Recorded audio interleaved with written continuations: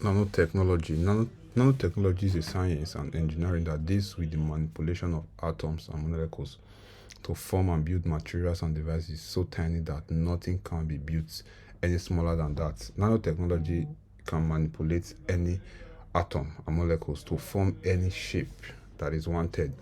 The size of one nanomaterial is between dot 1 and 100 nanometer, and 1 nanometer is equivalent of 1 billionth meter. In the biological world, in the biological world, the nanoscale used is 1 nanoscale. That's what is used in the biological world. Examples of nanostructures and some industries using it. We have nanostructures, we have the nanowire, we have the nanofluid, we have the nanoribbons, we have the nanocapsule. All these nanostructures are all used in the biological world. Like as you can see in the image, the nano wire is used in the human body, and the nanocapsule is used in administering drug to people. Industries in nanotechnology, we have electronics and IT industry, we have the medical and health industry, we have the energy industry, we have the manufacturing and processing industry, we have the environmental industry. Negative effects of using nanotechnology and companies using it. The negative effect of using nanotechnology, there is a lot of concern that nanotechnology is toxic to the human body and the ecosystem. Companies using nanotechnology, we have Apple Corporation. They use nanotechnology for the production of their semiconductor chips, or their phones, their laptops, their tablets. They all use semiconductor chips, and this semiconductor chips is being powered by nanotechnology. We also have the Boeing. They extract cellulose from wounds, then use it to form components for making lighter weight aircraft. Now, the analysis of how Apple Corporation uses nanotechnology as a competitive advantage over their rivals. We have industry competition with use of semiconductor chips. Apple are able to make more slimmer and thinner phones with better battery life, reduce the cost of production, increases switching costs from Apple to another product. It's more difficult for buyers to switch from an iPhone to a Samsung phone because of the innovations. Okay, so it also increases their market shares, increase profitability. When you have with the nano chips, they are able to make better phones that gives them competitive advantage over their customers, which on the long run increases their profitability. Bargaining power of the buyers.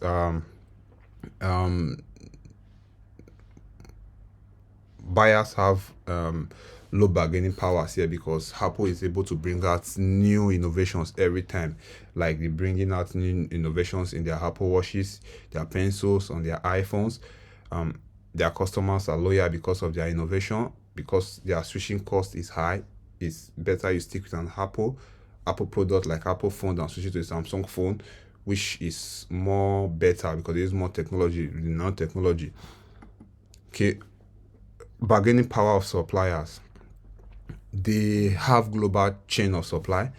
Changing suppliers, switching cost is very low for Apple. Apple is the sole or major buyer of the chips that are supplied to them. In other words, most of the people that are supplying Apple chips, that are supplying Apple semiconductor chips, are only supplying to Apple. Apple is their major buyer. So if Apple wants to switch to another supplier, it's very easy for them to switch. So Apple has bargaining power here. So because they can control the price of their supplier, so they have bargaining power. So they get more profits from that. The threat of new buyer. The threat of buyer going for substitute products. If we say substitute products are not products that directly compete with Apple, like Samsung or that. Substitute product is another product that can do something similar. For example, we have a telephone call, or we have a digital camera that can take pictures. But this force of substitute product is very weak, and there's low performance of substitute product. And buyers choose to be loyal to Apple because it's very difficult for them to maintain the substitute product. Imagine getting a camera and a telephone. It will be very difficult for you to maintain it. Why not just get an Apple phone that you can easily maintain yourself? Threat of new entrants. Apple is a well-established and recognized brand, and it's also capital is intensive for new entrants to come. So it's very difficult for new entrants to come and and take over the market from Apple because they are using now technology, so they are advancing. So it's very difficult, and they have to do a lot of advertisements. Okay, not that there can be some competitors, like for example, Chinese government can decide to sponsor a company to overtake Apple, but it's still very low. It's very medium. Analysis of how nanotechnology is impacting or might impact the society at large. Okay, I want to narrow mine to the medical field.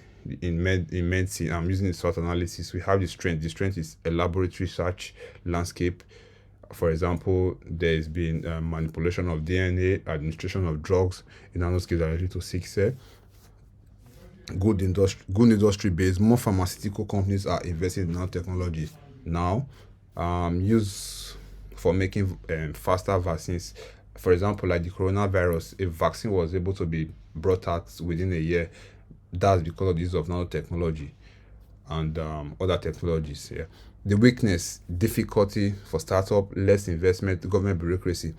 It's very difficult for to start up nanotechnology in medicine because it's very capital intensive, so it leads to less investment. A lot of people don't want to invest in it, and also there's also called the government bureaucracy. Like government tend to regulate these things because people are saying it's toxic to the environment and to the human body, so government has to put some laws that are preventing people from investing heavily in nanotechnology. Opportunities in nanotechnology, diverse opportunity diverse and more effective way of administering treatments and drugs to patients, high return for potential investment. Nanotechnology has improved treatment a lot in medicine and the administration of drug, and people that invest in nanotechnology, they get good returns in it. For example, the Pfizer investing in nanotechnology made it easier for them to get the vaccine on time. Challenges of nanotechnology: we have it's toxic to the human body, it's also toxic to the ecosystem, and also there's also some health and occupational safety issues that is not properly investigated in nanotechnology in medicine.